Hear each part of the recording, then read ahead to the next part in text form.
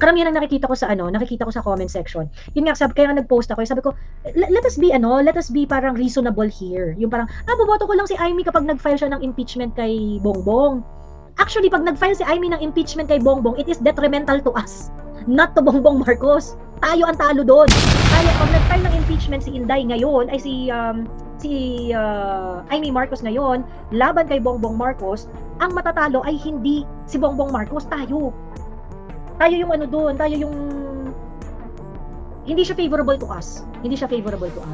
Ayan. But alam ko marami pang marami pang dumudugo ang puso diyan eh. At saka marami pang parang nasha-shock sa mga kaganapan. So, i-ano natin to kasi this is really huge, ano? Actually, it's huge sa part ni Inday kasi it demonstrate her resolve to move. Sumisipa si Inday, lumalaban siya, 'di ba? It's huge sa part ni Inday kasi nakita natin na, she's being intentional here. She's really trying to fight back. She's really pushing back diyan sa impeachment trial that is already that is already in place. It's out to get her. And so, kumikilos si Inday para labanan 'yun.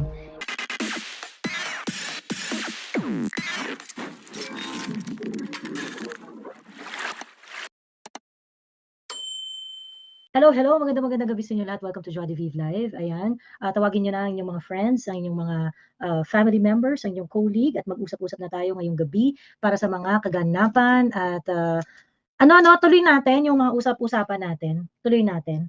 Kasi apparently, the picture that came out yesterday, akala natin initially lumang picture 'yon. Akala ko rin lumang picture eh kasi merong content dati si Sen Aimee at saka si Inday na parang biker chick yung dating, gano'n, yung silang dalawa.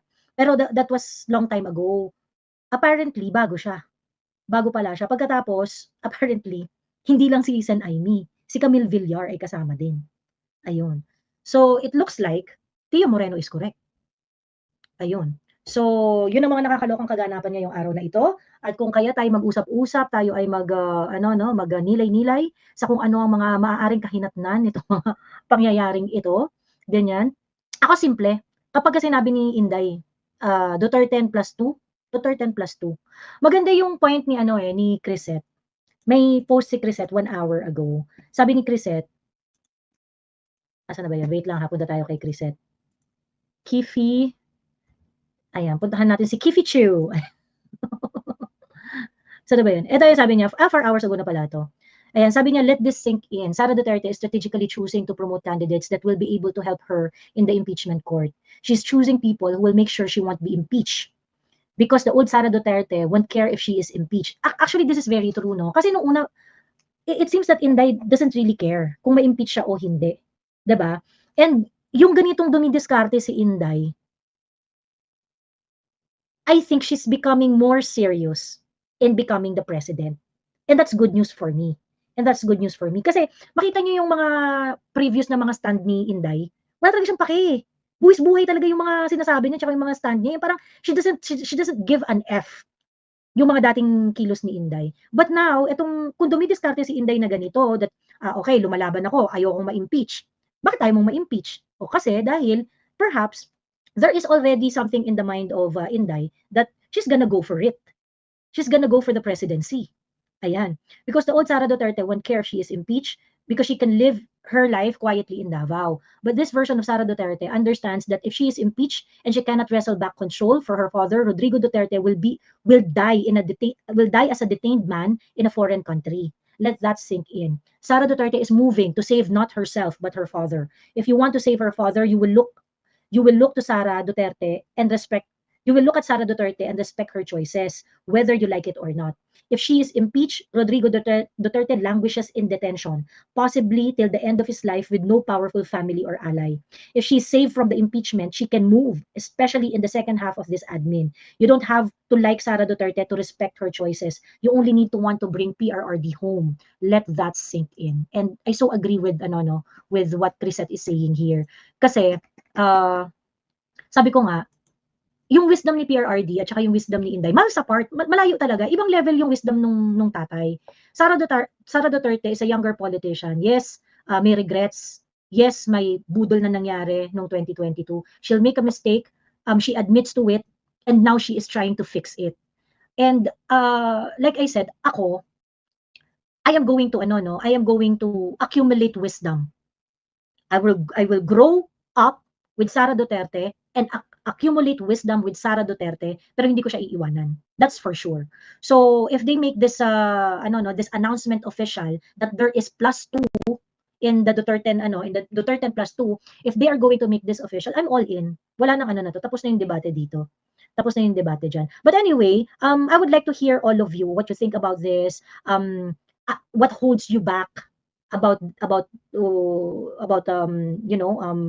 voting a certain way, 'di ba? Kasi karamihan ng nakikita ko sa comment section. Yun nga sabi kaya nga nag-post ako, sabi ko, let us be parang reasonable here. Yung parang, boboto ko lang si Amy kapag nag-file siya ng impeachment kay Bongbong. Actually, pag nag-file si Amy ng impeachment kay Bongbong, it is detrimental to us, not to Bongbong Marcos. Tayo ang talo doon. Tayo, pag nag-file ng impeachment si Inday ngayon, ay si Amy Marcos ngayon, laban kay Bongbong Marcos, ang matatalo ay hindi si Bongbong Marcos, tayo. Tayo yung ano doon, tayo yung hindi siya favorable to us. Hindi siya favorable to us. Ayan. But alam ko marami pa dumudugo ang puso diyan eh. At saka marami pang parang nasha-shock sa mga kaganapan. So, i-ano natin 'to kasi this is really huge ano. Actually, it's huge sa part ni Inday kasi it demonstrate her resolve to move. Sumisipa si Inday, lumalaban siya, 'di ba? It's huge sa part ni Inday kasi nakita natin na, she's being intentional here. She's really tried to fight back. She's really pushing back diyan sa impeachment trial that is already that is already in place. It's out to get her. And so kumikilos si Inday para labanan 'yun. And ultimately, I would have to agree with Crisette when she said na the only way and we would be in a better position to bring PRRD back if Inday Sara stays as the vice president of this country. It's mandatory.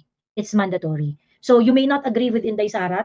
You may not agree with Inday Sara. Siguro kung impatient kayo for Inday Sara to grow up as just like her father. Kung feeling ninyo, ayaw nyo nang maniwala kay Inday, kung feeling ninyo, gusto niya na siyang iwanan dahil hindi siya kasing talino ng tatay niya, it's up to you. But I am not going to leave Inday. I am not going to leave Inday. We're going to make a mistake together. I'm going to build my wisdom with her. I'm gonna grow up with her, but I will stand by Inday Sara Duterte. That's for sure. That's for sure. Ayun. So anyway, mag-ano na ako, bukas na ako ng tindahan. Teka, batiin ko lang yung mga nagpapa-shoutout ng first honor dito. Ayan. Si Lucaret, hello. Harem OFW, HK, hello Miss Joey, sana nasa top 3 ako. At ikaw ang top 2. Hindi ka lang top 3, pa top 2 ka din. JR Santos, nagpapa-shoutout. Hello, JR Santos, shoutout sa'yo. Femi Ariola, hello po sa inyo. Ju Pau Gasol, hello. Amy will be endorsed by VP Sara. Very likely. Very likely. Nireport na rin ng balita eh.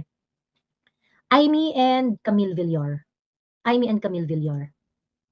May friend ako dito, may nakasabay na Pinay sa MTR. Ang sabi, bumoto daw siya online voting. Iba daw lumabas na name. Kaya sabi, di na daw siya boboto. I-convince here to vote para may laban tayo pag nag-protest. Correct. Ito nga, buti na lang yung mga OFW na umaakit sa akin kahapon, talagang matyaga rin na magpaalala.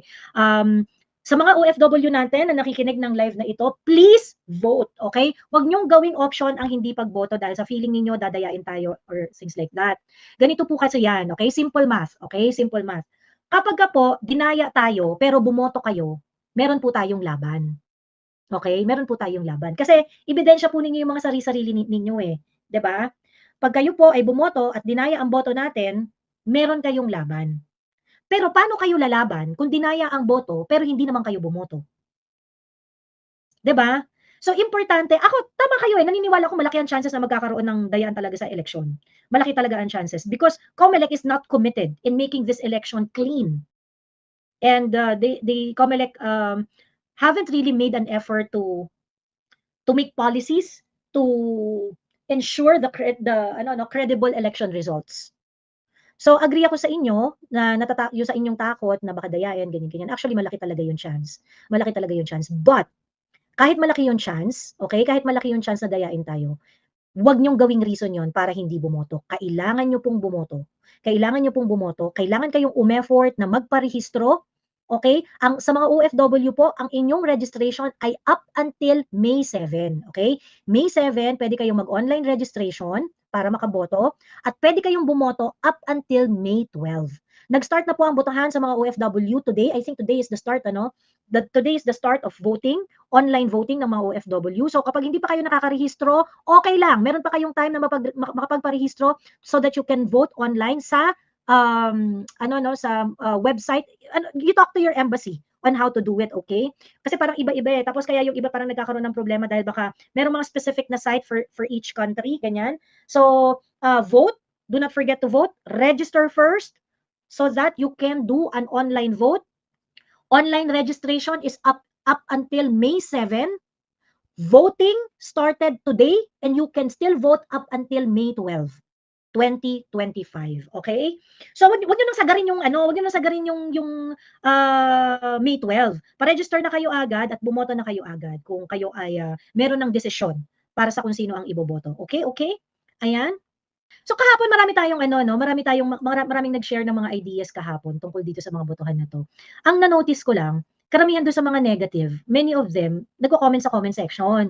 Karamihan doon sa mas open-minded, yung sa mas parang yung those who look at this as a strategic endeavor, umakyat. So sana meron yung iba diyan na yung talagang parang what is bugging you for what's bugging you when it comes to parang mag-strategic vote.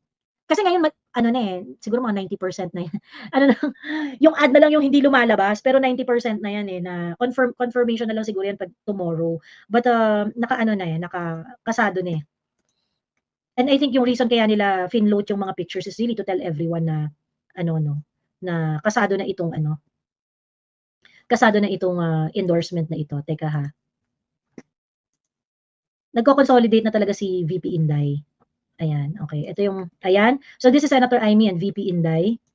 This is Camille Villar and VP Inday. So kasadong-kasado na. Ayan. Kasadong-kasado na siya. Mga na yan, formal announcement na lang yung kulang dyan. Maglalokohan pa ba tayo? Formal announcement na lang yung kulang dyan sa mga na yan, sa mga litrato na yan. Okay? Nakita na naman uli kami ni Kapdado, din sa Baguio, kinakamusta ka Miss Joey, sabi ni AH. Sige, pakisabi kay Kapdado, hello, ayan. pagka nagpunta ako ng Baguio, kontakin ko si Kapdado.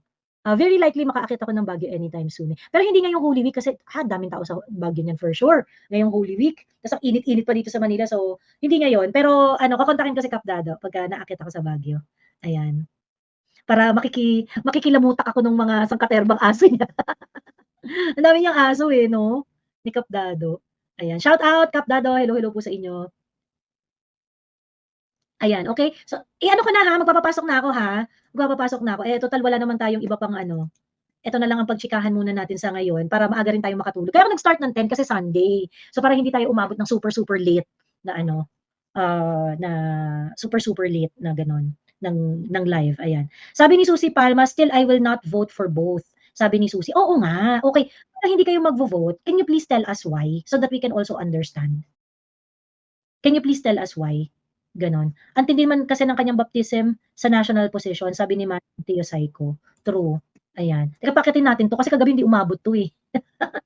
Kid Wanderer, unahin ko lang si LDC ha. Wait ka lang. Kapit ka lang dyan sa likod. Kid Wanderer. Ayan. Hello, LDC. Kagabi di ka umabot no?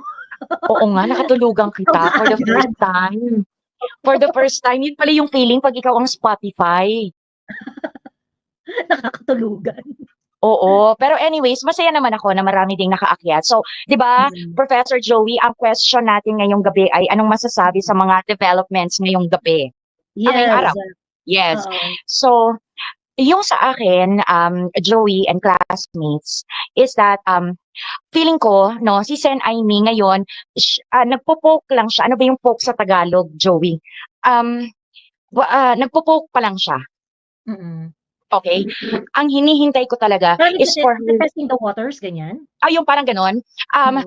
Ayun, pasundot-sundot. Yun pala yung word na hinahanap ko. Oo, sumusundot siya. Ang hinihintay ko talaga is for her to go for the jugular.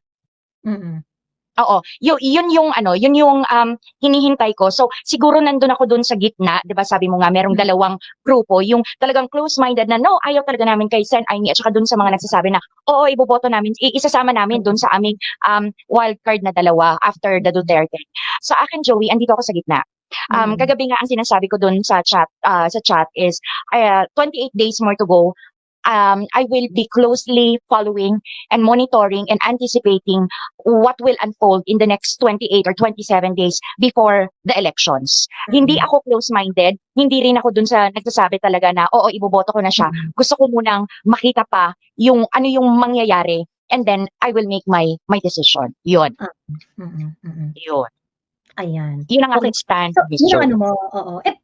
How about the decision of Inday? What do you make of it? Kasi in-endorse na ni Inday eh. Sabi ni Direk Daryl, "Imee will defend Oh, Inday, period." Ayan. Siyempre okay. direct bias ka. Oo. Syempre. Ano yung Ay, masasabi ko sa ano, decision? to be fair, I agree na ano 'no. Mm. Ako hindi ako duda na ide-defend ni Imee si Inday. Definitely she's not going to vote for Inday's impeachment. That's for sure. Yes, oo. Mm. Yes, I would have to give it to her, Joey, no? Pero yun na nga, Sen Aimee at saka sa mga supporters and staff ni Senator Amy Marcos na nakikinig ngayon, wag lang po sana hanggang sundot. Sayang kasi nakatatlong hearing na meron ng mga lumalabas. Let's go for the jugular na sana. Oo. Kasi hindi lang naman si Senator Amy ang magbe-benefit doon. It's going to be the entire country and there is really a need for justice na mangyari. Hindi lang para dun sa matanda, hindi lang para sa mga Duterte, pero sa lahat ng mga Pilipino. Yun talaga yung ano ko, Jubina. Oo. Let's not call for justice for just one person or one family. Let's call for justice for the entire country. And thank you. Yun. Thank you very much.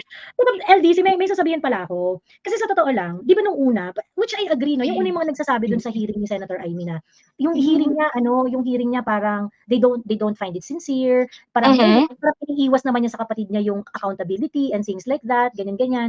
May mga ganong may mga ganong hirit kay Senator Amy nung una. Sen Amy. Kasi lang sa akin parang nilalagyan ko ng kumbaga I take note of those kind of of those kind of comment na is it talaga ba na parang iniiwas ba niya sa kapatid niya, ganyan.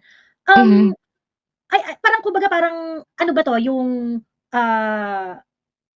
beneficial ba yung hearing ni Imee kay Bongbong Marcos? Ganun kasi yung gusto kong kasi parang ganun yung nagiging criticism do'n sa hearing ni Bongbong Marcos. In fact, meron akong long time follower na I respect very much. Tinanong niya ako, sabi niya gano'n, ano 'to, Kayumangging Kaligatan. Oh, sige nga, makikinig ako. Kaligatan. Interesting. Go Oo. on.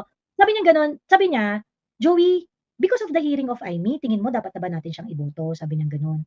Tapos sabi ko, actually ang sagot ko talaga initially diyan is no. Sabi ko parang, hindi, well tingnan natin kasi ako talaga, crucial dito yung kung ano yung sasabihin ni Inday. Kung ano yung Okay. ano yung posisyon ni Inday diyan, ganyan. Kasi parang may gaano ba kalaki yung points na ibibigay mo dun sa hearing ni Imee? Gaano ba kalaki yung points na ibibigay mo dun sa hearing na ginawa ni Imee para makakuha siya ng brownie points? Tayong lahat nag-agree tayong lahat, salamat Imee, pero wag muna natin pag-usapan ang botohan, 'di ba? Oo. When we conducted the first hearing at na-shock tayo na, ay wow, handa si bakla, 'di ba? Handa si bakla. Truth. Lahat tayo nag-agree na parang salamat Manang Imee, pero wag muna natin pag-usapan ng botohan, ganyan. 'Di ba? Hindi, no vote for Imee. Marami pa rin gano'n na thankful sila sa ginawa ni Sen Imee, pero hindi pa rin sila boboto, gano'n. However, when I saw the content of Attorney Neil Abayon, medyo parang lumalim yung tingin ko dun sa sinabi ko to kagabi. Oo, sinabi ko to kagabi. Actually, I was explaining this last night. Kasi nga, last night, dun ko lang rin talaga na-realize yung na parang, ay puta, may explanation dito si Attorney Neil Abayon dito sa yung qualified, yung kasi ang daming topic dun sa hearing ni Senator Imee. Yes. May content si Attorney Neil Abayon, tapos sabi ni ang main ni Attorney Neil Abayon is the doctrine of qualified political agency, in which nakasentro yung tanong sa sinong nag-utos ng kidnapping ni PRRD. Okay? True. And this is something that really parang actually nag-add to ng layer doon sa ginawa ni Senator Imee sa hearing. And I would like all of you to look at it ng objective ha. I'm going to show the video of kagabi dapat papalabas ko na to kasi hindi ako nagkaroon ng pagkakataon dahil ang daldal yung lahat. Ayan. Ang daldal ng mga umakyat nung so parang hindi ko na to napalabas kagabi. Tapos anyway, G rin sa pagkukwento lahat ng tao. So I wanted to show this to all of you. Kasi this actually changes the color of the hearing ni Senator Amy. Okay? Teka lang ha. Neil. Follow nyo to si Attorney Neil Abayon. Okay to. Gusto to pag nagdidis. Yun nga lang kasi pagkatapos niya mag-content, nagpapa-quiz siya eh. Get one for cheap. Ang tawag dito, nagpapa-quiz siya. Ayun ang pagkakaganyan. For today's quiz, may set. Nagpapa-quiz siya. Okay lang naman. I feeling ko yung mga law student na-appreciate yan. Ayan. Ito yung ano niya. Do you agree with your classmate? Diyos ko po, ilalaglag mo yung kaklase mo. Oo.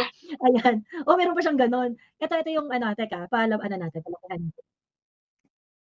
Ito. Ay, sorry. Ay, hindi mo pala nakikita. Wait lang. Ay, mga nasa yung mga nasa backstage, kapit lang kayo dyan, guys. Okay? Kapit lang kayo, huwag kayong bibitaw. Ayan. Today's video, di ba yung sinabi ko po dun sa Facebook na dapat weekend pa ako gagawa ng video. Pero ang dami po masyado ng kaganapan eh. So hindi ko na po matiis, okay? So yung MCLE ko po, pinawait ko muna yon. Tapos right after matapos po yung pleading ko today, which is April 10, 2025, dumiretso na po tayo mag-record para po makagawa tayo ng video in relation po dun sa Senate hearing ni Senator Amy Marcos, okay? So yung magiging discussion po natin is kung sino ba talaga yung posibleng nag-utos sa pag-aresto kay FPRRD.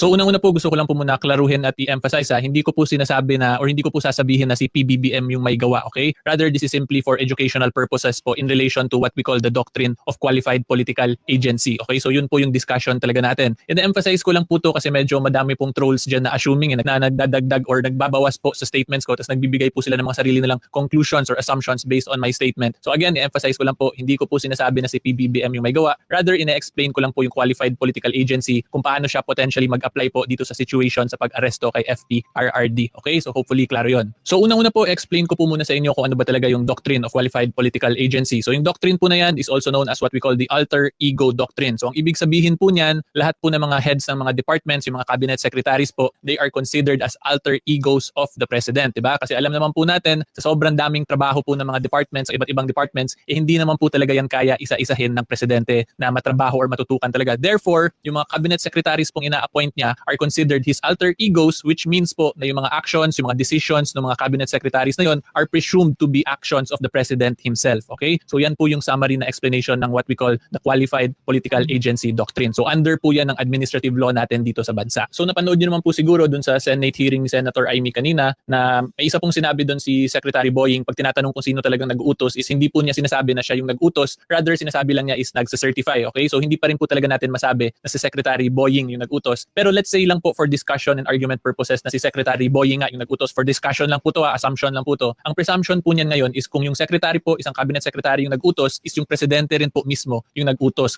Ayan, o 'di ba? So na-explain dito ni Attorney Neil na if you're going to apply the doctrine of qualified political agency, ang presumption talaga is that it is Bongbong who actually orchestrated everything. Yun ang premise. So ibig sabihin, si Amy Marcos, pumasok siya dito sa hearing na to, na ang talagang may hawak ng kutsilyo, na ang talagang may hawak ng kutsilyo sa krimen ay si Bongbong Marcos. Kapatid niya talaga yung, kumbaga parang hindi mo na kailangan patunayan to because it's a presumption nga eh. Yun yung sinasabi ni Attorney Neil, na pag ginawa yan ng mga cabinet members mo, it is presumed na yun ay utos ng presidente. Diba? Dahil sila yung alter ego ng presidente. Dahil sila yung alter ego ng presidente. And this can be justified legally. This can be proven legally because the doctrine of political agency works as a presumption. Ibig sabihin, automatic yan. Hindi mo na kailangang i-prove yan. You have to, ang kailangan mong i-prove is kapag hindi totoo yung presumption. Kung gusto mong basagin yung presumption, ikaw yung magbibigay ng ebidensya na hindi yun totoo. Diba? Okay. Anyway, i-play ko lang ulit ha. Kasi under nga po yan siya ng tinatawag natin ng Doctrine of Qualified Political Agency kung saan po ang mga legitimate government action ng isang cabinet secretary are presumed to be actions of the president himself. Okay? So again, emphasize ko hindi ko po sinabi na si PBBM yung may utos or may directive talaga para arestuhin si FPRRD. This is simply for discussion purposes po para lang mas maintindihan nyo yung concept or yung theory ng tinatawag na Qualified Political Agency. Emphasize ko na lang din po pala na yung Doctrine of Qualified Political Agency only covers legitimate government actions. Meaning yung mga ginagawa pong duties, yung mga legitimate duties na ginagawa ng isang cabinet secretary. So ang ibig sabihin po niyan, kung may gawin pong illegal yung cabinet secretary, hindi po yan babalik dun sa presidente kasi yung coverage lang po is for the performance of official and legitimate duties. Okay? So yan yung another rule po sa Doctrine of Qualified Political Agency. So yung diniscuss ko po kanina, yun yung general rule sa Doctrine of Qualified Political Agency kung saan yung mga actions ng isang cabinet secretary nga po ay presumed to be actions of the president himself. So yan yung general rule. So ngayon ang next question natin kung ano ba yung exemption to that general rule. Okay? Yung exemption po dyan is kung yung presidente po mismo isabihin niyang hindi niya yun action. In other words, nirepudiate po ng presidente yung action ng isang cabinet secretary niya. So yan po yung isang pwedeng defense po ng isang chief executive natin. Meaning kung meron pong ginawang let's say legitimate na duty yung isang cabinet secretary niya pero that is not in line with his mission or objective as a president, pwede pa rin po yan i-repudiate or ipawalang bisa po ng presidente or sabihin po ng presidente pala na hindi siya yung may gawa nun kundi yung cabinet secretary po. Okay? So sa paganyang situation po, pag i-repudiate po ng president yung action ng cabinet secretary, ang mangyayari po dyan ngayon is action lang po yan siya ng secretary mismo at hindi na po ng presidente natin. Okay? So in summary po, dito sa discussion natin, ang point ko po talaga dito is posible pong yung presidente pa rin yung nag-utos po magpa-aresto ng mga certain individuals dito sa bansa natin, may it be former president. Yun, because that's the presumption. Kumbaga, yun kasi yung automatic. Anyway, Rodrigo Duterte or kahit iba pa pong tao. Kasi yun nga po, if it is an action, a legitimate action or legitimate performance of a duty by a cabinet secretary, the general rule or the presumption po is that that is also the action of the president himself. Unless nga po nirepudiate or sinabi ng presidente na hindi niya yan inutos or pinagawa talaga dun sa cabinet secretary. Okay? So yan po yung Doctrine of Qualified Political Agency in a nutshell. At ito po idagdag ko lang din although hindi na po to related dun sa qualified political. Ayan, okay. So tapos na tayo doon. So yun lang yung yung part lang na yun, yung qualified political agency. Yung next na topic kasi ni Attorney Neil dito is the executive privilege. But yun yung gusto kong i-point out. When I saw the content of Attorney Neil Abayon, follow nyo siya. Ako bet na bet kasi Attorney Neil. Linaw-linaw niyang mag-explain. Dapat sana yung mga gano'n ng mga di ba? Yun yung mga dapat nilalagay sa likod ng pulpit, hindi yung naka-butterfly sleeves ng bonggang-bongga at nakakalitong pakinggan. Nag-congressman pala yan si Attorney Neil Abayon. Oh, I see. That's why. That nag-congressman na siya. Pero isang term lang yata sa party list, through a party list yata. Ayun. I But see. anyway, although hindi ko pa na-check. Nakalimutan ko kung ano yung party list yun eh. Pero parang after nun hindi na siya umupo ulit. Hindi na siya umupo ulit as a congressman. But anyway, nung napanood ko yung content na yun ni Attorney Neil, naglagay siya actually ng additional color doon sa hearing ni Senator Amy. So ibig sabihin, nung pumunta si Senator Amy sa hearing, alam niya, nagisado yung kapatid niya. I'm very sure Senator Amy is familiar with the Doctrine of Qualified Political Agency. The Senator Amy is very familiar to the alter ego doctrine. Nevertheless, pinasok pa rin niya yung hearing at alam niya na magigipit ang kanyang kapatid at the end of the day. Unless mahila niya at malaman niya that it is an act of bullying or it is an act of someone else giving an order to bullying and the rest of the team group effort. And I think, Joey, nasa second, dun sa second premise mo, na maybe, yung intention niya talaga dun is ma-prove nga dun sa caveat ng explanation ni Attorney Neil, no, na unless ma-prove na it was an illegal order and only the action of a particular cabinet secretary/secretaries, then i-repudiate or i-deny or sabihin ng presidente na, oy, wala akong sinabing ganun or hindi ko ginawa yan. So maybe yun yung anong tawag ba doon, yung climax. Yun yung climax ng to. We also have to take note kasi ilang days na yung nakakalipas, there's still no repudiation on the part of the president. Yes. Diba? There's still no repudiation on the part of the president. So ngayon, ibig sabihin, kay BBM talaga to. Kung ayaw nilang magsalita, kung kunwari, sabihin na natin, natulog na tong hearing na to. Natulog na tong hearing na to at hindi na kumilos to. Isa lang yung conclusion dyan. The Qualified Political Agency will operate. So ibig sabihin, 100% walang duda, ikaw BBM ang may kaputahan nitong mga pangyayaring to. Which is something that we also believe na gano'n naman talaga yung nangyari, di ba? Na si BBM na to. Ngayon, that brings you a question. So ibig sabihin, kapag hindi napatunayan ni Senator Amy na merong ibang involved dito, nilagay niya sa kalangan yung kapatid niya. Diba? Tinagtad niya yung kapatid niya dito. Diba? Dinurog niya yung kapatid niya dito kasi basically, it just exposes na walang iba, kapatid niya talaga yung may kasalanan. So, yun yung taya ni Sen Amy dyan. Diba? Na kapag hindi siya nakapagturo ng iba, ang blame dito lahat sa kapatid niya. Pero kung meron silang makikitang ibang nag-utos, at least, hindi lang yung kapatid niya ang may kasalanan. Meron pang iba. Team group effort ito. Diba? Team group effort ito. So, that really gives me additional color doon sa hearing ni Senator Amy. And then I realized, okay, so ibig sabihin may tinaya pala talaga dito si Senator Amy. Meron siyang may risk siya dito. May risk siya dito. Is it ipagtatanggol to the kapatid? To a certain extent, yes. Kasi kumbaga parang imbis na yung kapatid lang niya yung mabiblame, maaaring magkaroon ng mga kasamang tao na mabiblame sa kapatid niya. But definitely, entering this hearing will not save his brother. Ultimately, it will not save his brother. I just realized nga na ganun yung sitwasyon. Kasi nga parang, yung paggawa ng hearing na to ni Senator Amy, this is not going to save his brother in no way that Senator Amy would be able to save his brother by going through this hearing. Ang pinakamatinding save na lang na pwede niyang gawin dito is hindi nag-iisa yung kapatid niya. And Diba? that's the jugular. And that's the jugular. Yeah. Ayun. Ayun. So, Joey, salamat. Yun yung, thank you for sharing that video. By the way, hindi ko actually napanood. Salamat. And again, mananawagan na naman ako, if you would just let me, mga kababayan, lalo na po doon sa mga OFWs, please po, wag po natin kalilimutan Duterte kasi po, at the ratings are going and yung latest action ni Senate President Cheese, alam na natin kung saan papunta to. And the only way na mapigilan is for us to put people there who will not defend. I refuse to use the term defend VP Sara, but rather people, senators who will defend the Constitution. Doon, balik tayo doon sa Constitution. Hindi yung ide-defend si Sara. Ayoko talaga, even when I hear, some senators say, oh, let's vote for Duterte kasi sila yung magde-defend kay VP Sara. Wrong, that's really wrong. No? People who will defend the Constitution. Because at the end of the day, you defend us. Yes, diba? Yun. Oo. Hindi lang naman si VP Sara yung pwedeng mag-face ng ganyang paninikil, more so ordinary Filipinos. So kapag bumalik ko tayo doon sa essence at kung ano yung sinasabi ng Constitution, protektado ho tayo bilang mga Pilipino at saka yung mga karapatan natin. So eto na naman ako, di ba? Nag-stir up na naman ako. So I will, bababa na ako, Joey. Salamat sa pagkakataon. And mga kababayan, happy Holy Week po at sana ay magnilay-nilay tayo at pagdasal natin. This week. Oo. Pagdasal natin yung upcoming elections at saka pagdasal din po natin yung bansa natin. Salamat, Joey. Mayang gabi. Bababa na ako. Bye-bye. Ayan. Bye.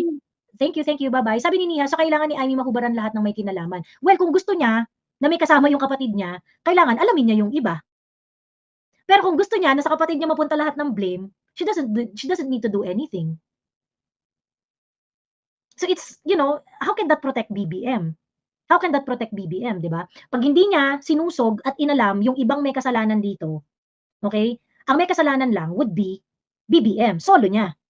Pero kapag inalam ni Senator Amy, sinusog niya kung sino yung ibang nag-utos, kung iba pang mga detalye nitong at nagkaroon nga ng clear proof na merong ibang tao na involved at nag-utos dito sa mga cabinet members ni BBM. Ayun, edi may kasama yung kapatid niya. Hindi nag-iisa yung kapatid niya sa kasalanan. Ganun. Ayan. Okay. Isunod ko lang si Kid Wanderer kasi naka-second to sa pila kanina, nalaglag lang yata. Ayan. Hello, Kid Wanderer. Hello, Ate Joy. Hello ulit sa inyong lahat. And again, thank you so much again, Ate Joy, for making your platform na maging voters education na rin. Voters education na ito para maturuan natin yung mga kababayan natin, lalong-lalo na yung mga nasa ibang bansa na no matter kung anong sistema yan, meron at meron talagang dayaan yan. Pero hanggat bumoboto tayo, may laban tayo. So, ganun din sana sa mga kababayan natin na nandito sa Pilipinas na nag-aalangan sa Miro systems. Again, mas mahalaga na bumoto tayo dahil nung way back 2016, kahit alam natin na merong matinding dayaan noon, nanalo pa rin si PRRD at hindi yan kayang dayain. So, I hope na itong darating na Mayo, gawin din natin kung anong ginawa natin nung 2016, 2019 at nung 2022. Boto natin itong Duterte na to. Although may mga reservations ako kay Amy, I will still vote for her. Pero yung reservations ko kasi, number one, kung mapapauwi ba niya si PRRD. Number two, mapapanagot ba niya yung mga nagpatapon kay PRRD sa The Hague. Then number three, kung pagagalitan ba niya or pagsasabihan ba niya yung kapatid niya kasi wala na sa hulog yung mga nasa paligid niya. Parang sila na yung humahawak sa decision makings ni BBM kahit hindi naman si BBM ang talagang gumagalaw, no. So I do hope na yung iba sa mga nagda-doubts diyan kay Amy, kahit sabihin niyo na blood is thicker than water, ramdam ko rin kayo kasi magkapatid yan eh. Bilang ate, hindi niya rin matitiis na pagsabihan sabihan din yung kapatid niya, hindi niya rin matiis na sabihan din yung ibang tao na wag siyang kasuhan or di kaya wag siyang i-persecute, no, wag siya ganyan talaga sa politics, no. Kahit magkakapamilya minsan nagkakaaway-away din yan, pero at the end of the day ang maging goal sana, I hope si Senator Amy nakikinig sa atin, I hope, no, na do the right thing. Kasi kahit may reservations kami sa inyo, Senator Amy, please do the right thing, no. In-endorse nakita ko yung picture ni VP Inday, no. Mukha siyang astig, mukha siyang very European look na no, na action star, action woman, ganun. So, ang ganda ng pormahan niya. But then, sa nakikita ko yung pag-endorse sa kay Senator Amy, VP Inday has nothing to lose anymore. Di na rin bali na ma-impeach siya, basta importante mapauwi si PRRD. Kasi sa nakikita ko lang to based na rin to sa sinabi ni Crisette, ni Kifi Chu, na syempre anak din yan eh. Gusto rin niya na mapauwi yung tatay niya na nasa Netherlands no. Mananaig din kay VP Inday yung pagmamahal niya sa tatay niya, and I'm sure I'm sure din na kaya niya rin ginawa yun kasi merong naging bold move si Amy, and she wants us to trust into her instincts kasi magkaiba yung wisdom ni VP Inday at ni PRRD eh. So Inday is very young in national politics. This is her first exposure in Philippine politics. Yung iba kasi parang sinasabi nila na, hindi, ayoko na magpabudol, wala akong tiwala kay Inday and things like that, ganyan. However, we all know that even if Inday is still not that, not as sharp as his father when it comes to yung feel ba sa political climate, yung pagiging, yung political IQ ni Inday is not as sharp as the father. Ako kasi, I am not going to leave Inday. I know Inday is going to make mistakes. I know Inday is not perfect. I'm pretty sure magkakamali pa yan si Inday along the way. I'm very, very sure of that. But I am willing to grow with Inday and accumulate wisdom with her. At I am not going to leave her because I know na yung uri ng politika na gusto ko ay yung politika na gagawin ni Inday. Yung uri ng public service na gusto ko, yun yung bit-bit ni Inday. Ba't ko bibitawan yun? 'Di ba? Ba't ko bibitawan? So, ako hindi ko lang maintindihan, no? Parang yung sa iba na siguro, sinasabi nila na, ayaw na namin magtiwala kay Inday kasi nabudol na kami last time, ganyan-ganyan, eme. You have to understand, Inday is a very young politician kumpara sa tatay niya. 'Di ba?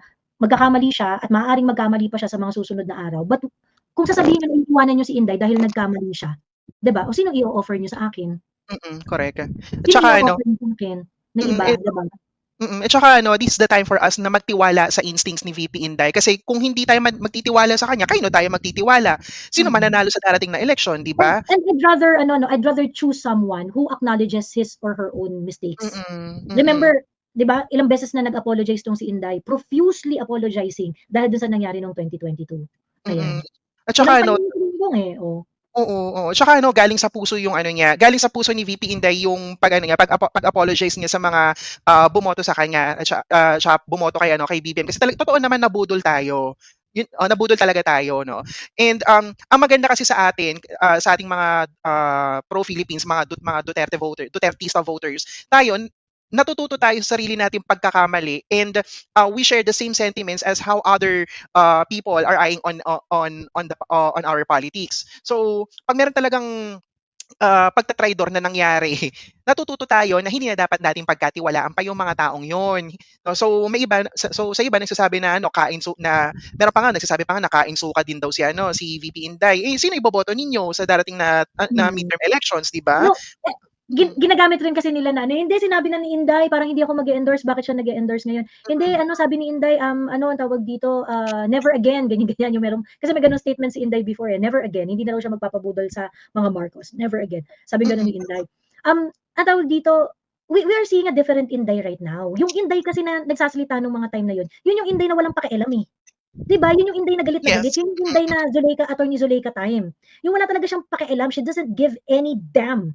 'Di ba? Nung mga panahon na 'yon, she doesn't really care, parang hindi nga niya iniisip na na alam mo 'yon, yung parang wala talaga siyang pake. Parang at that time kasi parang iniisip lang ni Inday bumalik na lang ng Davao 'di ba? But itong Inday na to is a different Inday Because this is the Inday with a father na nasa Hague. Mm. Mm. And this is the Inday who's thinking of a long-term solution. And this is also the Inday who wants her father back to the Philippines, just like the rest of us. Ganon. So, masyadong mababaw kasi yung ganon, yung sisingilin niyo si Inday dun sa words niya before, tapos parang, you're going to take it against her? Yung mga sinabi niya before? 'Di ba?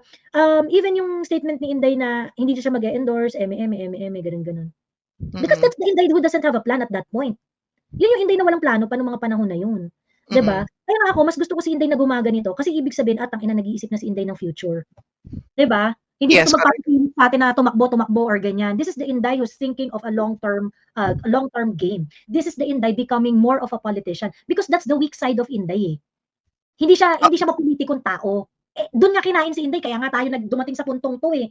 Kasi kulang sa political si Inday eh, sa political wits si Inday eh. Masyado siyang direkta, masyado siyang transparent.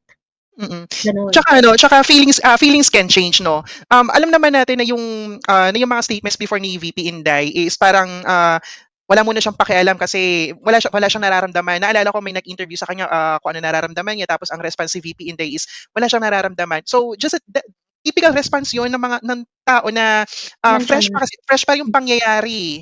Kumbaga hindi pa nagsisink in sa kanya. So sa mga nagsasabi na na pabago-bago ng isip si VP Inday, again, babalik tayo doon sa premise na pagdating ng 2025 election, sino mananalo? Diba? So kailangan mas pagkatiwalaan natin yung instincts ngayon ni VP Inday. At the same time, maganda na rin na agree ako sa sinabi mo kanina na she's doing a bold move na itong mga darating na mga araw, no.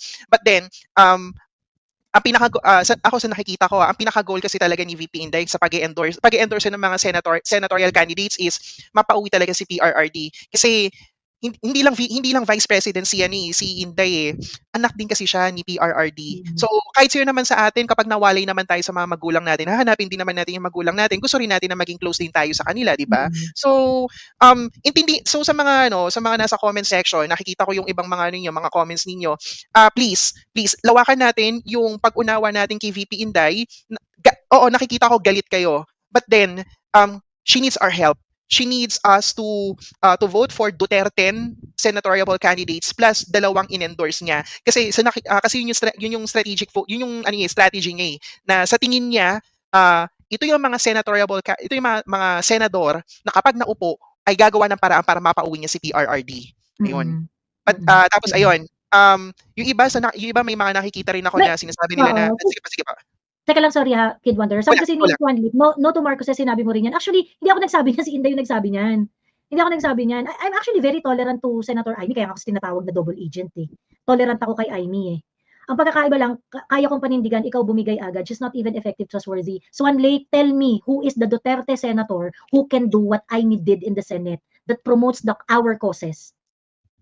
Who among the sincere Duterte senators can do what Senator Amy did for the causes of PRRD?